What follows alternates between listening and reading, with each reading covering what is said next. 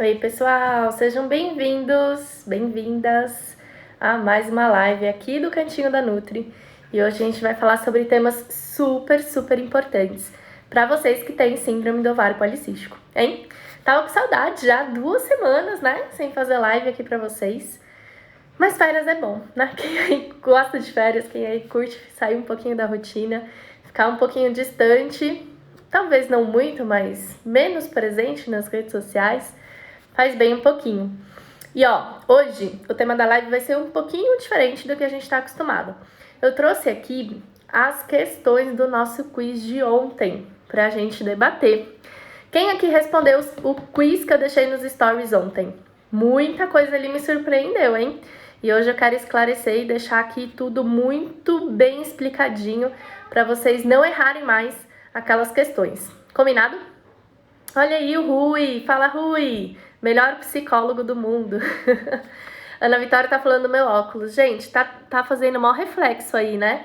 Mas acho que vocês conseguem ver um pouquinho. Porque se eu tirar, aí eu não enxergo nada do que tá escrito aqui nos comentários. E esse óculos é porque, sabe como é, né? A gente fica 12 dias lá em Fortaleza, no ar puro, né?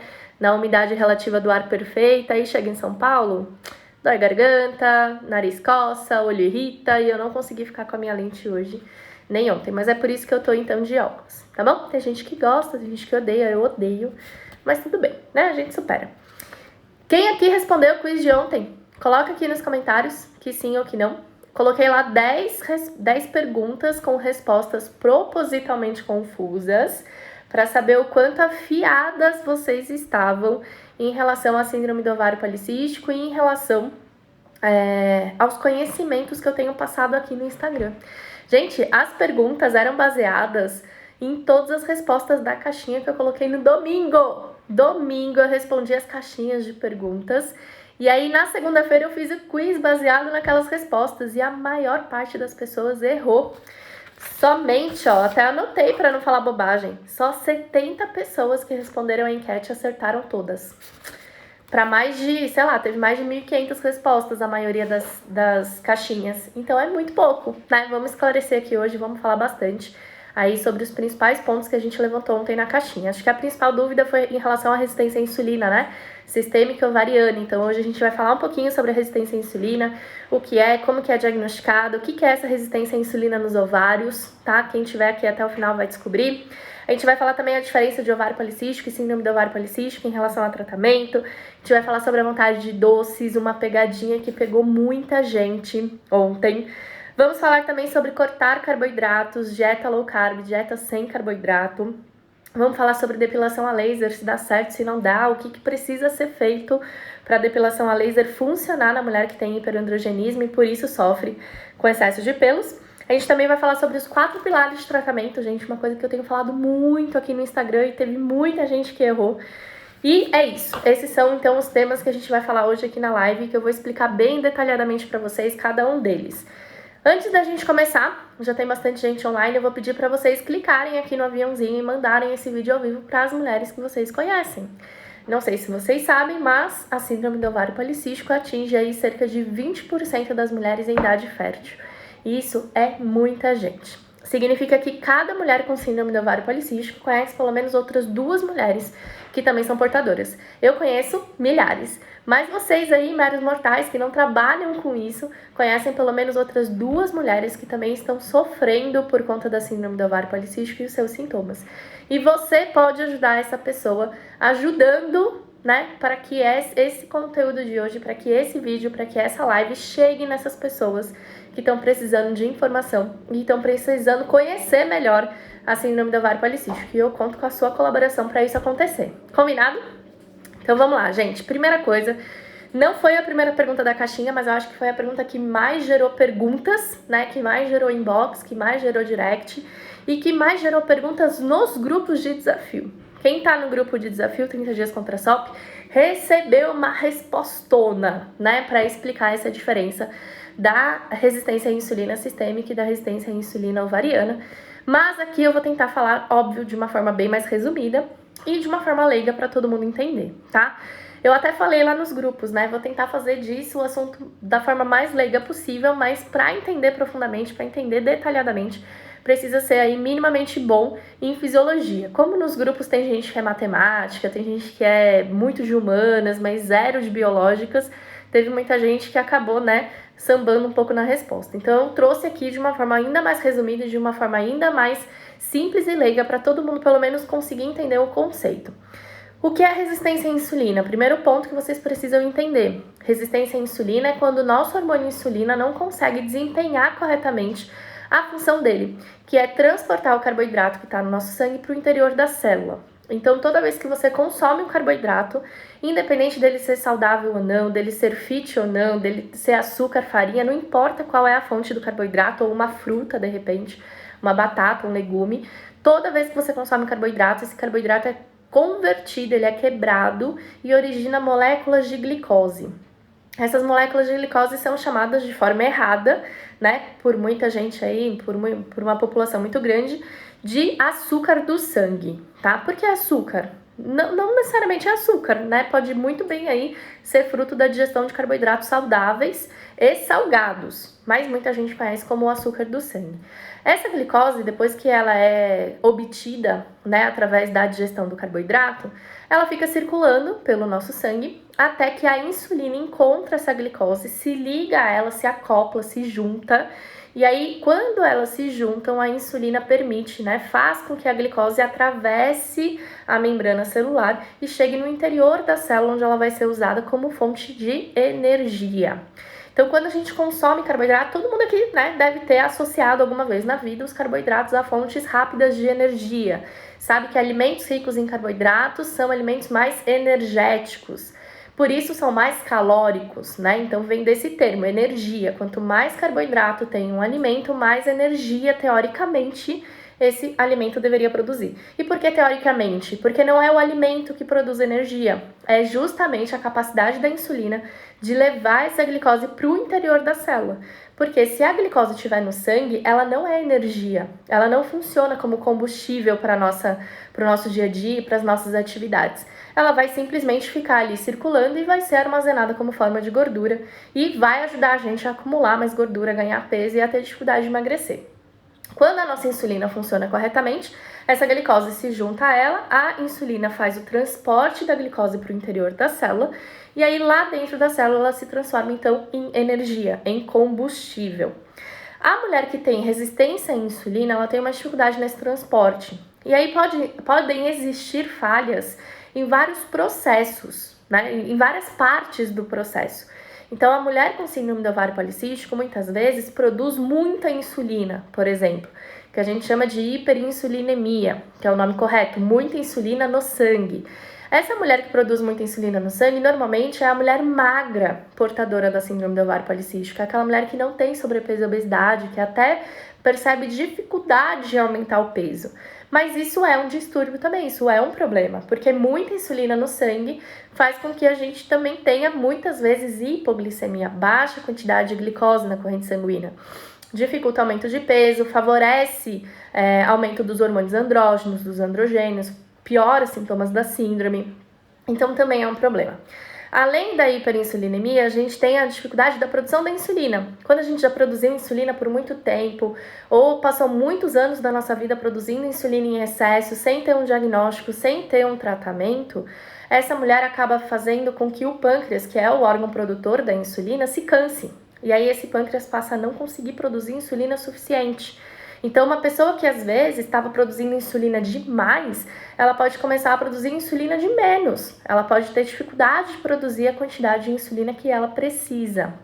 E isso também é um problema, porque com pouca insulina a gente não consegue ter conversão de carboidrato em energia.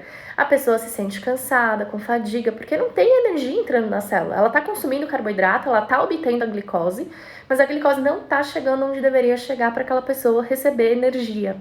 E é a pessoa que vai ganhar peso, que vai aumentar principalmente gordura na região do abdômen. Então é muito comum também ter casos de hipoinsulinemia, de baixa produção de insulina. E o mais comum, que a gente fala muito mais e que observa muito mais, é a resistência à insulina. Quando a pessoa produz insulina na quantidade correta, ela tá com a produção dela normal de insulina, não tá nem em excesso nem em falta, mas por algum motivo a insulina e a glicose não estão se unindo, elas não estão se juntando. É como se a insulina olhasse para o carboidrato e falasse: Eca, não quero você aqui. E aí, se ele fala ECA, ele não se junta, não se acopla, não se liga e a glicose fica ali circulando e a insulina também fica ali circulando, mas elas não se unem, logo a insulina não faz o transporte da glicose para o interior da célula. Essa é a condição mais comum na síndrome do ovário policístico, mas como eu acabei de dizer, não é a única, tá? A resistência à insulina clássica, que é essa que eu acabei de explicar, faz com que a pessoa também se sinta cansada, tem fadiga, não tem energia para as atividades do dia a dia, sente muito sono, tem muita preguiça de fazer qualquer coisa. Se pudesse, dormiria 24 horas no dia. É aquela pessoa que sente muita fome, muita vontade de carboidratos. Por quê? Ela tem insulina circulando, essa insulina sinaliza pro cérebro dela que tá faltando energia, que precisa ser consumido carboidrato, mas ela consome esse carboidrato vai também pro sangue, mas não se torna energia. Então é aquela pessoa que ao mesmo tempo que tem muita fome, muita vontade de comer carboidrato, tem pouquíssima energia. E é a pessoa que também pode apresentar facilidade em aumentar peso, né, em ter sobrepeso, em ter obesidade e ter dificuldade em emagrecer. Até aí, gente, eu acho que não é novidade para vocês, né? Pode ser novidade para quem tá me seguindo recentemente, mas para quem já é meu seguidor, eu já expliquei isso algumas vezes aqui. E é super importante que vocês entendam, né, esse conceito, né, sobre a resistência à insulina, porque ele vai determinar e vai fazer você entender muita coisa relacionada ao tratamento natural da síndrome do ovário policístico e também a todas as propostas que a gente faz para controle dos sintomas. O que eu falei ontem que gerou muita confusão é que eu perguntei lá, né, eu perguntei sobre a resistência à insulina e muita gente colocou que todas as mulheres são portadoras de resistência à insulina. Isso não é verdade, tá? Nem todo mundo que tem síndrome do ovário policístico tem resistência à insulina. Estima-se, né, estudos apontam que 94% das portadoras da SOLP apresentam em algum momento da vida resistência à insulina. E por que em algum momento da vida, gente? Porque resistência à insulina não é uma doença. A resistência à insulina é uma condição. Ela pode aparecer e desaparecer ao longo da vida por várias vezes. Então, por exemplo, eu já tive momentos da vida que eu estava com resistência à insulina. Foram momentos da vida onde eu tinha menos energia, mais fome, mais peso, mais dificuldade para emagrecer. Depois que eu consegui controlar essa situação, hoje eu não tenho mais resistência à insulina. Mas como portadora da síndrome do ovário policístico, eu tenho a tendência a voltar a apresentar a condição. Então, resistência à insulina, gente, não é uma doença, é uma condição que pode aparecer e desaparecer da nossa vida várias vezes, dependendo do nosso estilo de vida, do que a gente come e do que a gente faz no dia a dia, tá? Então, esse é um conceito bem importante que vocês precisam entender. Estima-se que 94% das portadoras de SOP apresentem resistência à insulina. Isso quer dizer que cerca de 6% dessas mulheres não apresentam resistência à insulina. Então, tá tudo bem, você não precisa ter resistência à insulina para ter síndrome do ovário policístico, tá? Não são coisas completamente ligadas e relacionadas, mas é uma incidência muito grande. E aí, quando eu coloquei lá a resposta de que a mulher pode não ter resistência à insulina, mas ter sistêmica, mas ter resistência à insulina ovariana, bananou a cabeça de vocês total, né? E o que acontece? O que eu preciso, né, que vocês peguem aí um pouquinho da fisiologia para entender essa questão. Quando a gente fala de resistência à insulina sistêmica, a gente está falando de toda essa questão de dificuldade de transporte e absorção de glicose. Então, se você tem muita insulina, se você tem pouca insulina no sangue, se você faz a curva glicêmica e tem resistência à insulina, se você não consegue absorver o carboidrato corretamente, você tem uma resistência à insulina geral, que a gente pode falar de sistêmica, ou seja, que abrange o seu corpo todo. Importante dizer, tá, gente?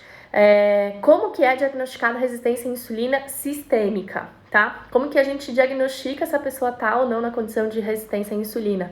Pelo exame de curva de glicose de insulina. Também não é novidade para quem me segue há muito tempo, mas para quem está chegando agora pode ser uma novidade aí, né? A gente não faz diagnóstico de resistência à insulina em mulher portadora da síndrome do ovário policístico usando glicose de jejum, insulina de jejum e home R. A gente precisa da curva. E a maior parte das mulheres que se dizem não portadoras da resistência à insulina, na verdade, nunca tiveram um diagnóstico porque nunca fizeram um exame de curva. Na mulher que tem síndrome do ovário policístico, resistência à insulina não é diagnosticada com exame em jejum. Quando a gente vê o exame de jejum de uma mulher portadora, a insulina está normal, a glicemia em jejum está normal, o índice HOME-R muitas vezes está dentro do parâmetro normal, ela não apresenta alterações. Ela vai apresentar alterações e a gente vai identificar o problema depois que ela come, porque é quando ela come, quando ela consome carboidrato, que a insulina é produzida. E aí a gente vai poder medir se essa insulina está sendo produzida na quantidade certa e também se essa insulina está fazendo o papel dela de absorver a glicose corretamente, tá? Então esse é um ponto importante. Muita gente acha que não tem resistência à insulina porque nunca teve diagnóstico de resistência à insulina, mas na verdade é porque nunca fez o exame correto. Se você tem síndrome do ovário policístico, nunca teve diagnóstico de resistência à insulina, fez o exame de curva de glicose, fez o exame de curva de insulina e esses exames deram normais, você pode estar dentro do grupo, né, dentro dos 6% das mulheres com SOP que não apresentam a condição de resistência à insulina. Porque você tem uma rotina saudável, porque você come bem, porque você tem uma cultura alimentar saudável e porque você tem comportamentos alimentares que impedem o desenvolvimento da condição. Então, se você tá numa rotina de atividade física, comendo saudável, controlando o peso, é óbvio que você não vai apresentar resistência à insulina nessa condição, tá? Então, pode ser também que você até tenha a tendência, mas não desenvolveu porque o seu comportamento alimentar está impedindo isso. Agora, se você não tem resistência à insulina, sua alimentação está desordenada, você não está fazendo atividade física, você fez os exames e deu tudo normal, isso ainda pode significar que você não tenha a resistência à insulina sistêmica, ou seja, no corpo todo, identificada pelo exame de sangue, mas você já esteja com resistência à insulina nos ovários. O que acontece? Lá nos nossos ovários, gente, a gente tem dois tipos de células. Aliás, a gente tem vários tipos de células, mas tem dois tipos de células que são muito importantes, principalmente para as mulheres que têm SOP e querem engravidar, tá? Uma delas é chamada de células da granulosa, que tem como papel proteger os nossos folículos, né? Para quem não sabe, para quem perdeu aí, né, o fio da meada, os folículos são aqueles que se transformam em oócitos, que vão virar óvulos, que vão então partir para o processo da reprodução. E a gente tem as células da teca. Essas células da teca, elas participam do processo de amadurecimento do folículo e nesse processo de amadurecimento do folículo, para ele se tornar um ócito e poder ser fecundado, ela libera androgênios, ou seja, hormônios andrógenos, hormônios de característica masculina. O que a gente sabe? Que a mulher com síndrome do ovário policístico, e, gente, isso já é comprovado, tá? A mulher que é portadora da síndrome, que apresenta a SOP, ela tem um número maior das células teca. E essas células teca, em maior quantidade, produzem maior quantidade de hormônios masculinos. Então, isso explica uma das causas que leva ao hiperandrogenismo. Ou seja, a pessoa começa a ter excesso de hormônios masculinos, testosterona, dihidrotestosterona, androstenediona, e com isso ela piora dos sintomas. Piora a queda de cabelo, piora a acne, o ciclo menstrual fica irregular, ela não consegue engravidar, ela tem ciclo menstrual anovulatório. E o pior, ela faz os exames e aparentemente dá tudo normal. Por quê? A questão dela não está sistêmica ainda. Essa questão não explodiu para o corpo todo. Ela está muito localizada no ovário ainda. Se essa pessoa não toma medidas de tratamento, ou seja, se ela não consegue ajustar essa produção e não consegue tornar a quantidade desses hormônios regulares, isso vai se expandir para o restante do corpo e aí talvez em algum tempo ela seja diagnosticada então de forma sistêmica. O que é importante saber é que o aumento da produção dos andrógenos pelos ovários, pelas células teca que estão ali nos nossos folículos, pode gerar uma resistência à insulina nos ovários. Então, a resistência à insulina, antes dela partir para o corpo inteiro, ela pode estar localizada nos folículos, nos ovários. E isso faz com que a pessoa tenha uma atrofia dos folículos, então ela não consegue fazer com que esse folículo amadureça a ponto de romper e se tornar um ócito para que ocorra a ovulação, e isso forma os cistos, tá? Então é por isso que as mulheres podem apresentar, não é a regra, ovários policísticos ou de padrão micropolicístico, tá? Então essa é a diferença da resistência à insulina sistêmica, quando a gente identifica pelo exame de sangue, e da tal resistência à insulina que começa lá nos ovários, que seria o início de tudo, né? Que pode aí indicar um começo de uma condição de resistência à insulina. Quem vai identificar isso, quem vai fazer os exames necessários, quem vai interpretar esses exames é o médico endocrinologista, que entende de hormônios e consegue identificar essas pequenas alterações que podem acontecer e que, embora estejam dentro das referências, podem já indicar um problema, tá bom? Então, solucionada a primeira grande dúvida, muita gente me perguntou isso no inbox ontem, e eu falei, gente, eu não vou ficar aqui respondendo, porque eu vou ficar o dia respondendo e as pessoas não vão entender nada. Precisa entrar ao vivo e precisa explicar toda a história, né, para não perder nenhum detalhe importante, para que vocês entendam o que é resistência à insulina e por que ela pode começar nos ovários. Beleza? Ficou claro? Vocês entenderam essa parte? Sim ou não? Coloca aqui nos comentários para mim, por favor. Não tem exame, Moisiane, que identifique a resistência à insulina ovariana, tá? Esse seria um quadro, um precursor do quadro da resistência à insulina. A gente pode acreditar que isso esteja acontecendo nas mulheres que estão com padrões hormonais normais nos exames, então não se identifica uma grande alteração na produção hormonal dessa mulher. Ela não apresenta quadro de resistência à insulina, mas ela tem cisto, ela tem ciclo anovulatório, ela não está ovulando adequadamente e ela apresenta sintomas, embora as condições hormonais dela estejam dentro da referência normal.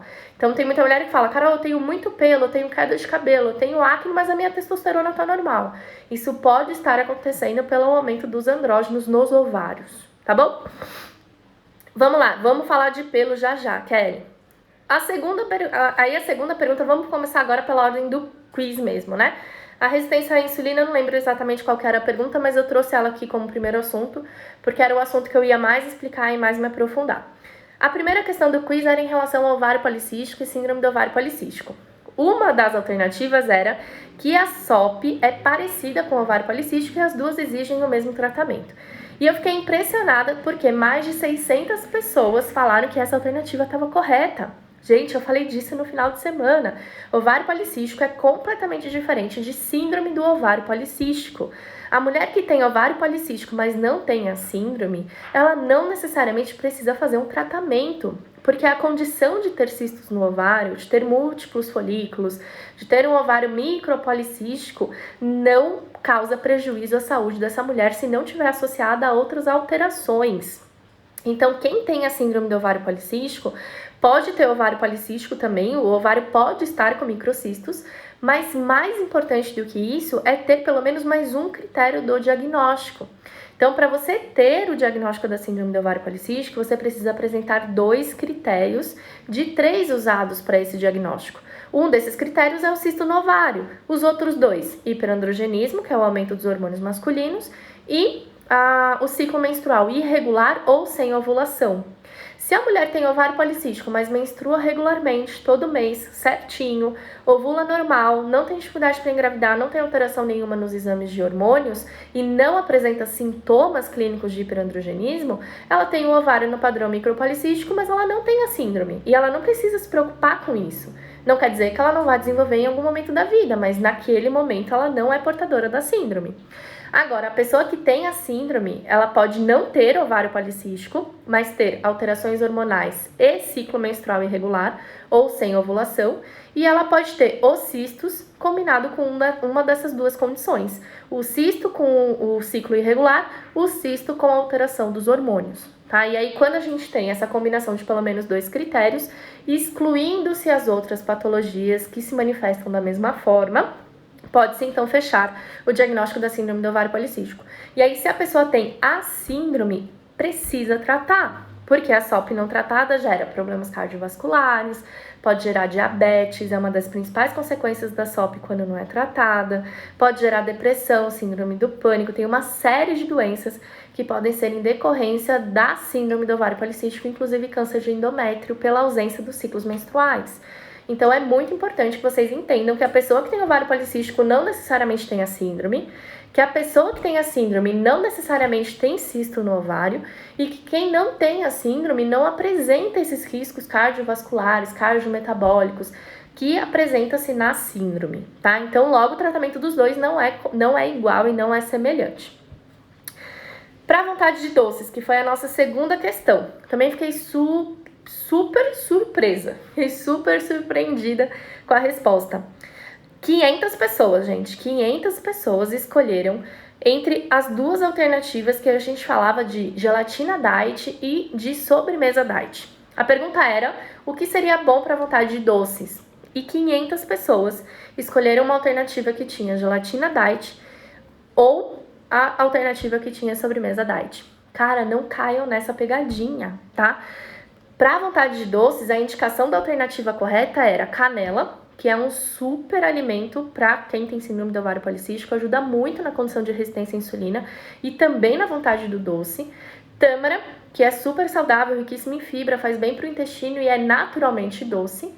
Acho que tinha frutas também nessa opção. E tinha mais alguma outra coisa. Que agora eu não vou lembrar. E aí na outra alternativa tinha gelatina e na outra sobremesa diet. Tudo que é diet, light, zero, fit, pode não ter açúcar, mas a maioria é riquíssimo em adoçante. Então uma gelatina diet, gente, primeiro que é pura química, né? Tem uma quantidade de aditivos alimentares completamente absurda. Não é nem considerado um alimento, né? É um produto químico com cor e sabor. E pode causar não só uma inflamação celular muito grande, como viciar o seu paladar a querer alimentos cada vez mais doces e piorar a sua resistência à insulina, mesmo sem ter açúcar. Uma sobremesa fit, uma sobremesa diet que não tem açúcar, muitas vezes tem um índice de gordura muito maior do que a sua versão tradicional. Não tem açúcar, mas tem muito adoçante, então não caiam nessa, tá? O nosso papel no tratamento da SOP é sempre fazer com que a pessoa consuma a menor quantidade possível de açúcar, verdade. Mas se você tiver que escolher entre uma quantidade de açúcar e uma quantidade de adoçante, prefiro o açúcar, porque ele, pelo menos, ainda é mais natural. E aí, é claro que se a pessoa é muito viciada no açúcar, a gente vai fazer, né? Vai promover a diminuição desse consumo até que ela não precise do açúcar. O ideal é a gente não adoçar nada na vida. Mas se for para adoçar, que adoce com açúcar e não com adoçante. E a Stephanie me lembrou, chocolate. O chocolate estava na opção. Claro, chocolate quanto mais amargo, melhor. Mas o chocolate é uma opção que a gente pode sim utilizar na vontade do doce, porque ele, principalmente o cacau, né? Por isso que quanto mais cacau, melhor. Porque tem menos açúcar e tem mais antioxidantes. Então, antes você consumir um chocolate de 60% cacau, de 70% cacau, de 80%, 85% cacau, do que você consumir uma sobremesa fit, do que você consumir uma paçoca diet ou light, né? Que tem muito hoje nos restaurantes. Que você consumir mesmo uma sobremesa com adoçante stevia ou uma gelatina diet, tá? Então, chocolate, tâmara, as frutas e a canela são ótimas opções para você que tem vontade de doce. E uma coisa que é importante falar, né? Parte comportamental, não tem como não falar da parte comportamental. Se hoje você consome 4, 5 vezes doce no seu dia, não vai querer restringir e cortar isso de uma vez. Reduza. Você não nasceu amando doce e você não nasceu comendo doce 3 ou 4 vezes no dia. Você criou esse hábito, né? Você trouxe isso para o seu dia a dia até que isso se transformasse num comportamento sem você pensar. A gente tem que fazer o processo inverso.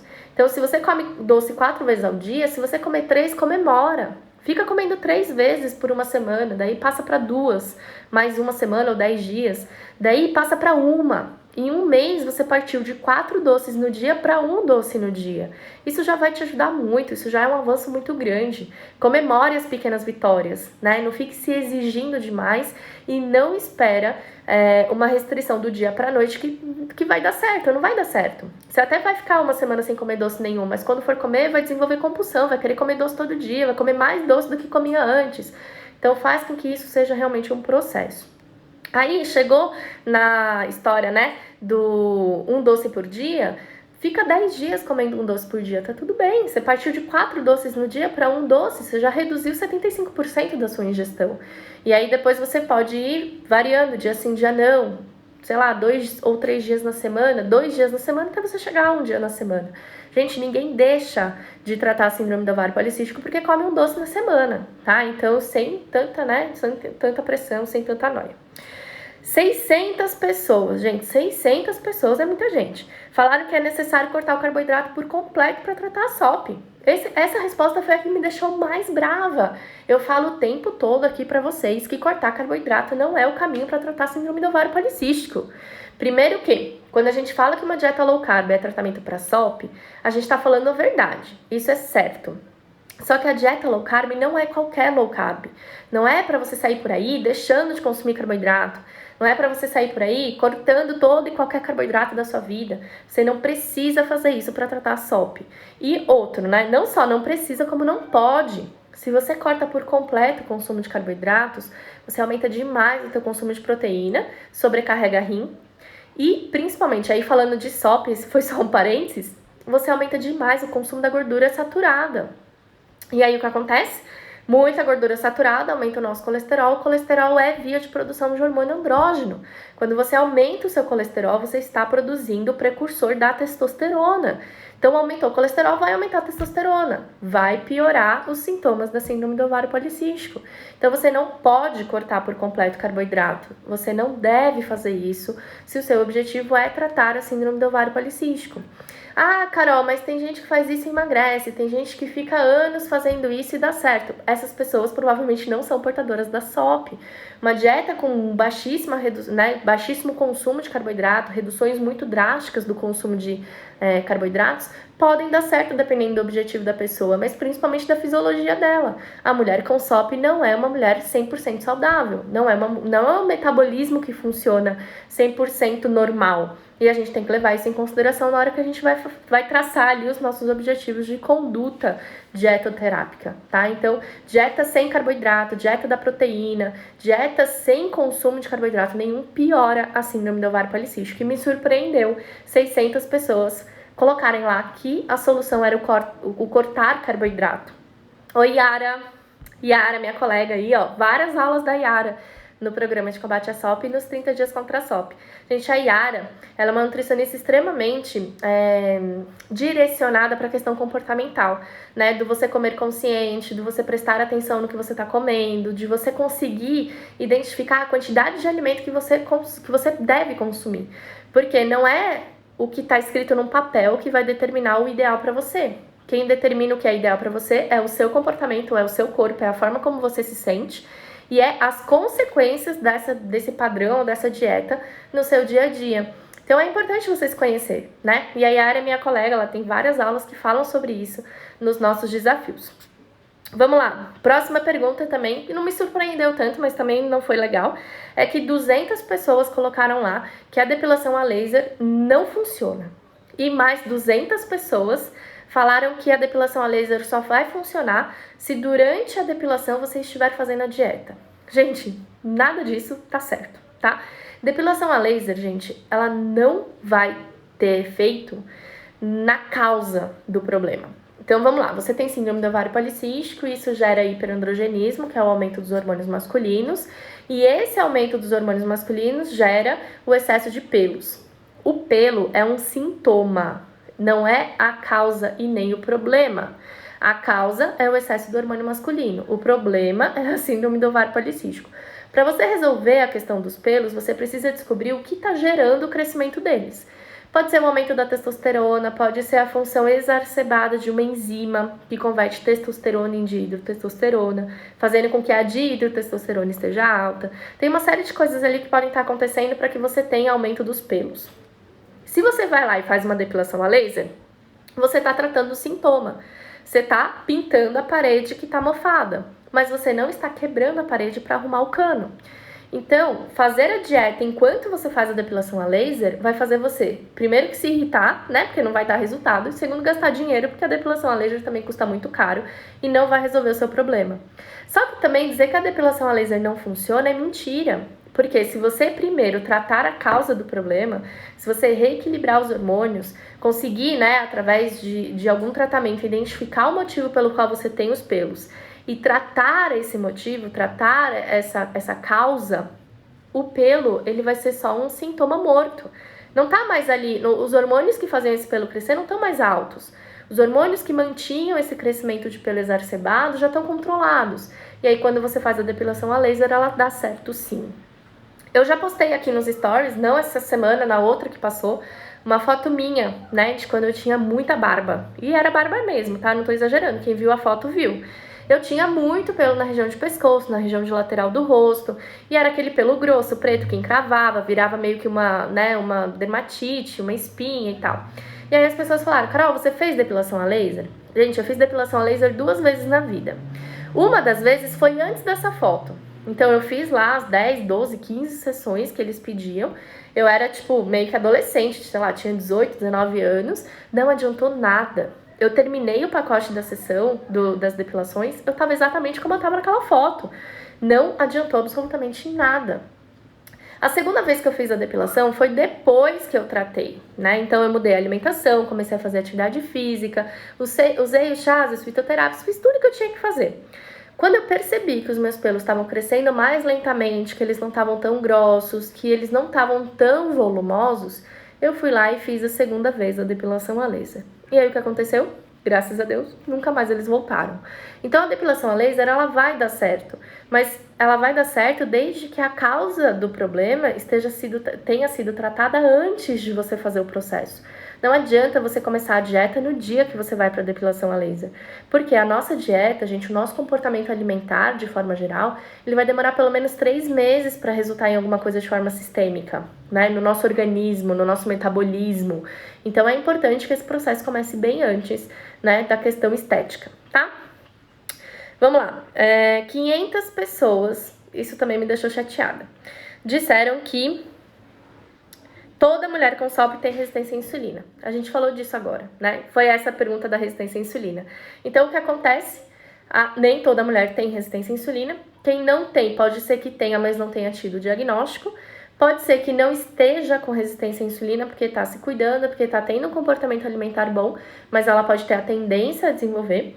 E ainda, ela pode ter uma resistência à insulina que não se tornou sistêmica ainda, que ela está mais localizada no ovário. A gente falou bastante disso aqui no começo da live. Quem chegou depois, perdeu a explicação, vale a pena depois conferir a gravação. Vai ficar disponível aqui a live, tá? No Instagram por 24 horas. E vale a pena vocês assistirem para vocês entenderem todo o conceito. E para finalizar, gente, isso me deixou muito brava. Eu falo o tempo todo aqui pra vocês dos 4 pilares do tratamento da SOP. Quem aqui sabe os 4 pilares do tratamento natural da SOP? Ou do tratamento de verdade da SOP, do tratamento efetivo da SOP? Quem aqui sabe, coloca nos comentários. Por quê? 500 pessoas falaram que os 4 pilares do tratamento da SOP eram dieta, atividade física, sono e fitoterápicos. Eu fiquei muito brava. Muito bravo. Gente, os 4 pilares do tratamento da SOP são alimentação? Sim. Atividade física? Sim. Melhora, controle do sono? Sim. Mas o quarto pilar, gente, é o manejo do estresse e da ansiedade. Porque não adianta nada você usar fitoterápico se você não está com todo o restante já controlado. É a mesma coisa da depilação a laser. Não adianta você se preocupar em cuidar só do pelo, em querer matar o pelo, em querer arrancar o pelo, se o motivo pelo qual o pelo existe não foi tratado, não foi cuidado, não foi equilibrado antes. O fitoterápico, gente, os chás, os suplementos, eles são importantes no tratamento da SOP? Eles são, mas primeiro, nem todo mundo precisa. Segundo, nem todo mundo tem o benefício. E terceiro, quando esses itens entram na dieta, é porque o restante das coisas já está surtindo efeito. É porque o restante das coisas já está sendo feita.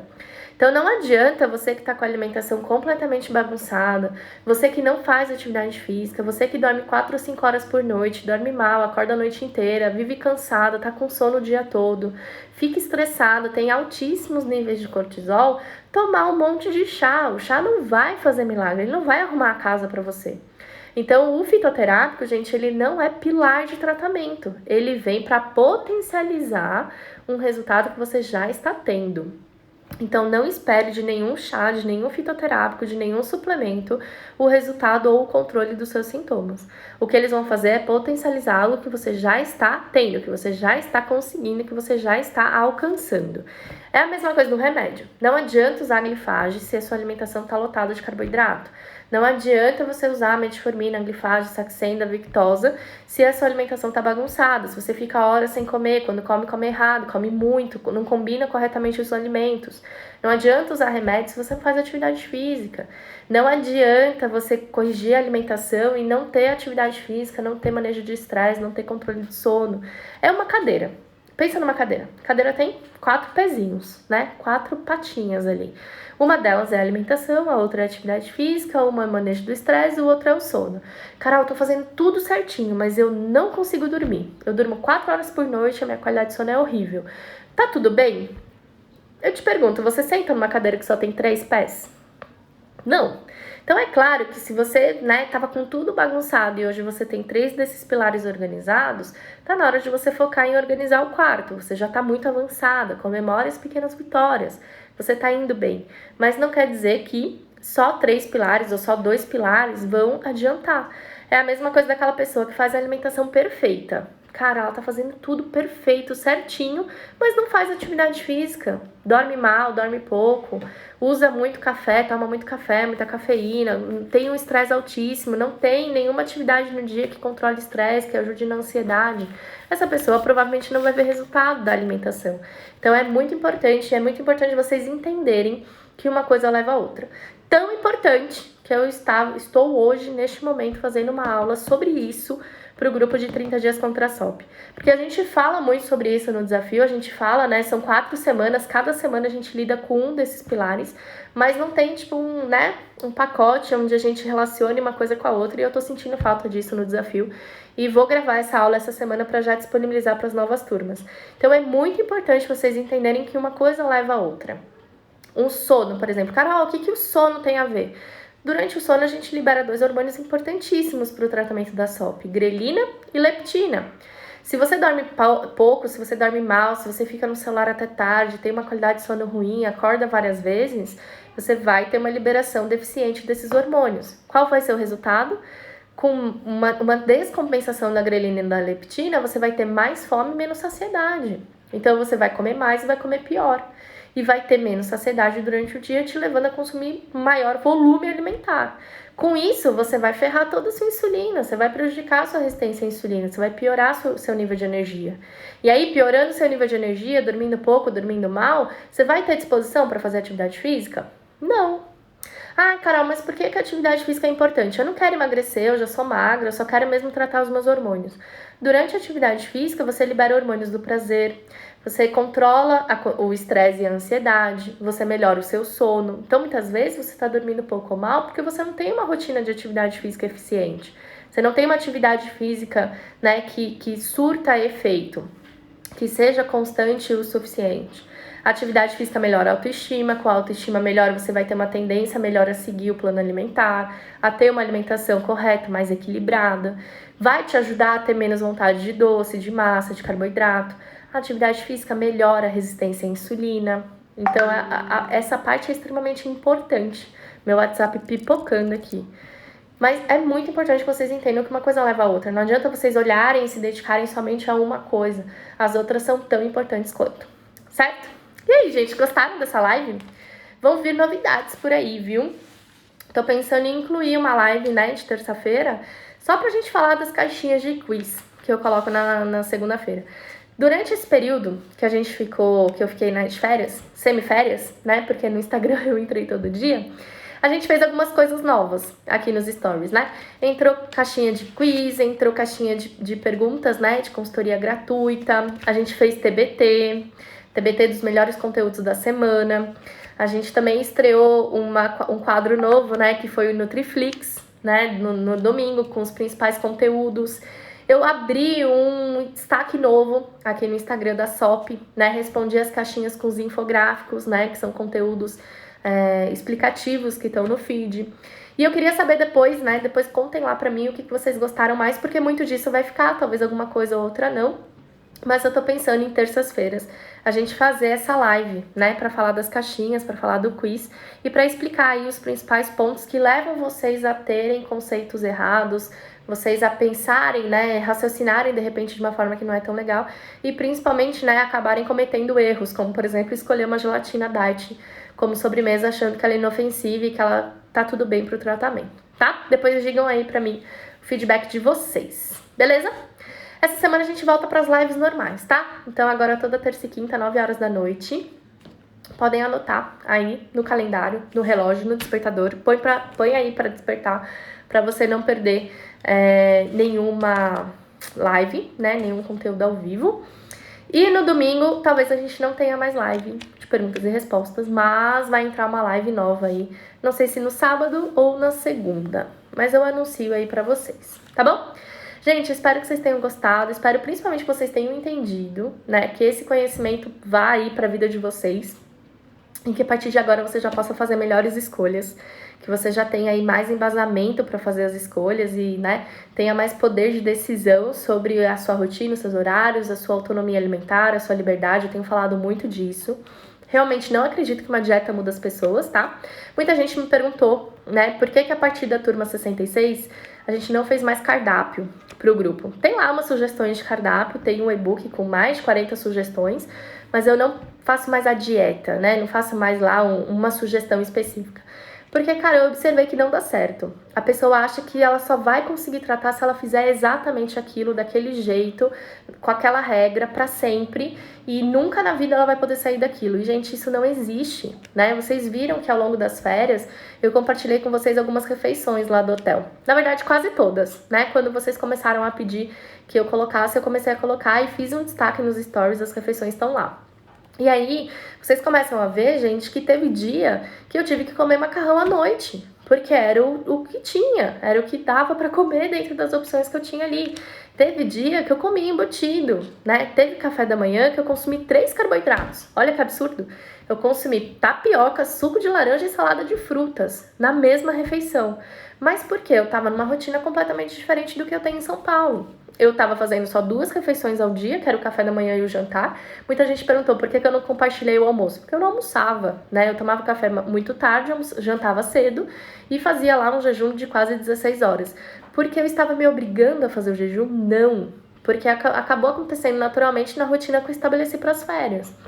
E aí, muita gente começou a me perguntar, por que tanto carboidrato, né? Por que o café da manhã é 3 carboidratos? E aí, pra quem foi perguntando, eu fui explicando no inbox. Mas o que eu quis trazer aqui pro Instagram e o que eu quis explicar pra vocês através disso é que, gente, ninguém tem uma rotina 100% certa. Ninguém tem uma rotina 100% previsível, né? A maioria das pessoas consomem alimentos nos restaurantes. A maioria das pessoas fazem pelo menos uma refeição no dia na rua. Não tem como você prever o que vai ter no restaurante. Não tem como você prever onde você vai comer. Tem gente que trabalha viajando, que viaja o tempo todo, que come em estrada. Tem paciente meu que não consegue levar marmita, porque fica o dia inteiro dentro do carro, não tem onde armazenar os alimentos. E aí a pessoa acha que se ela não fizer aquele cardápio perfeito que a nutricionista montou, calculou, ela não vai ter sucesso. E na verdade a gente pode ter sucesso independente da rotina que a gente tem, independente do lugar onde a gente tem. O que vai salvar a gente, o que vai fazer a gente ter resultado é o conhecimento. É você saber, né, aliar a sua rotina e o seu nível de energia daquele dia com as opções que você tem. Jamais na rotina de São Paulo, onde eu trabalho sentada 14, 16 horas por dia, eu consumiria 3 fontes de carboidrato no café da manhã. Eu não faço isso na minha rotina. Não como tapioca, salada de frutas e suco de laranja no meu café da manhã. Eu escolho uma única fonte de carboidrato. Se possível, eu até evito o carboidrato. Mas na rotina eu também não faço jejum de 16 horas. Porque eu não consigo, eu trabalho sentada, mas eu tenho fome, eu tenho mais ansiedade, eu tenho mais estresse, eu tenho menos sono. Então, gente, o que vocês têm que aprender é isso, né? Aprendam, não tenham preguiça de aprender. Ai, Carol, por que eu vou entender resistência à insulina? Carol, por que eu vou entender sobre o sono? Por que eu vou entender sobre o estresse? Porque, gente, é isso que vai fazer com que vocês tornem o tratamento um estilo de vida. E que vocês não fiquem achando que vocês vão ser obrigadas a usar um remédio, um anticoncepcional, ou fazer alguma coisa ali extremamente quadradinha, né, restrita, cheia de picuinhas, para você conseguir ter sucesso no tratamento. Muita gente me perguntou, né, ai Carol, você também ficou muito brava, né, por conta da SOP, você também fica muito desanimada às vezes? Muita gente perguntou no inbox, Carol, você fica muito puta às vezes de ter que tratar a síndrome do ovário policístico? E a minha resposta na caixinha foi qual? Não, porque pra mim não é que eu tenho que tratar, isso já se tornou uma parte de mim, já é meu estilo de vida, eu já faço as minhas escolhas pensando nesse tratamento, mas porque eu tenho conhecimento. E é esse conhecimento que eu tento trazer pra vocês, né, aqui no Instagram, nas lives, no Facebook, mas principalmente nos grupos pagos, né, nos 30 dias contra a SOP, no Ser Mãe, no programa de combate à SOP. E isso foi alvo de discussão também, né? Durante esses dias das férias, uma seguidora minha me mandou mensagem revoltadíssima no inbox. Por que eu cobrava, né, pra fazer o grupo dos 30 dias? Por que eu cobrava pra fazer o programa de combate à SOP? Gente, eu tenho que cobrar, porque, né? Vocês entendem. Não me peça de graça a única coisa pela qual eu posso cobrar. Então, tem muito conteúdo de qualidade aqui, gente. Essa live, por exemplo, foi uma aula, né? A gente ficou aí 40 minutos, quase 50 minutos, falando só de parte técnica. Mas isso só é possível porque hoje tem gente no desafio pagando pra estar lá. Porque tem gente no programa de combate à SOP, no programa Ser Mãe, no Vem Cegonha, que estão pagando pra estar lá. Então, essas pessoas meio que estão financiando esse conhecimento que vocês têm aqui na rede social. Entendeu? Acho justo, né? Alguém aí perguntou a minha idade. Quantos anos vocês acham que eu tenho? Olha lá, e não vale contar pelo número de faculdades e graduações, porque aí vai dar ruim. Coloquem aqui nos comentários, fiquei curiosa. Coloquem aqui, vamos lá. Olha lá, em 2 faculdades, 3 pós-graduações, 1 especialização, 2 filhos, 1 cachorro, casada. Quantos anos vocês acham que eu tenho? A Luque falou 32, a Fran falou 33... A Jana falou 34, a Nani falou 35. Gente, para aí, né? Para, chega. Olha, Kim falou 27. Não parece, achei que era 28. Érica, 31, 34, 35. Olha lá, tá subindo de novo. Que palhaçada é essa aqui? A Bru, 37, a Luzia falou. Gente, eu tenho 32 anos, tá? Faço 33 em março. Pisciana, sensível, chorona. Até a Ana Vitória errou. Olha, a Branca, 25. Gente, com 25 eu tava me formando em educação física. Por que eu tenho, né, 2 faculdades, pós-graduação, especialização e tal? Porque eu sou nerd, né? Primeiro que eu sou autodidata e segundo que eu sou nerd. Por que eu entendo tanto de SOP? Porque eu pego o livro e estudo. Porque eu entro no site de artigo científico e estudo. Porque eu pego artigo até em francês e traduzo para estudar. Mas eu fiz a faculdade de nutrição com 17, né? Eu comecei com 17 e me formei com 21. Aí no ano que eu me formei com 21, eu já estava na educação física. E aí eu me formei com 24. E aí com 25 eu já comecei a primeira pós-graduação. E durante a minha gravidez eu fiz outras 2. Então é por isso que eu tenho, né, tantos cursos em tão pouco tempo, né? Em tão pouca idade. Porque por várias vezes eu fiz 2 ou 3 cursos ao mesmo tempo, tá bom? Então, gente, é isso. Enrolei demais, falei muito, mas espero que vocês tenham gostado, que tenha te ajudado. Para quem tem interesse nos 30 dias contra a SOP, eu vi bastante gente aqui perguntar durante a live, né? Vários comentários subi. A Ana Vitória respondeu, né? Muito carinhosamente cada um de vocês.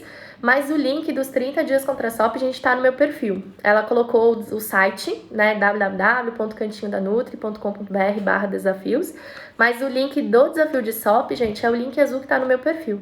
Então, terminou a live, olha lá no meu perfil, tem a minha descrição, né, na biografia. O link azul já é o link da inscrição para o desafio 30 dias contra a SOP, que começa na segunda-feira, tá bom? E vi muita gente aqui também perguntar sobre o desafio de endometriose, né? Fala sobre endometriose, alimentação da endometriose. Esse perfil aqui, gente, @nutricionista_Carol Faria, ele é um perfil para SOP, Síndrome do Ovário Policístico. Agora, para quem tem endometriose, para quem está muito focada na questão da fertilidade, ou para quem precisa muito aí cuidar de adenomiose, mioma, outras questões da saúde da mulher não relacionadas à SOP, a gente tem um outro perfil, que é o @saudedamulher.cantinhodanutri. Uma das novidades é que vai começar a ter live lá também sobre endometriose e fertilidade, tá? Então, mesmo me seguindo aqui, sigam lá também, se vocês têm, né, endometriose ou a questão da fertilidade, tá tentando engravidar, tá se preparando para engravidar, ou já teve a recomendação de uma FIV e tudo mais, tá bom? Gente, beijo, fiquem com Deus, até a próxima live, quinta-feira, ou até daqui a pouco aqui nos stories, tá bom? Beijo!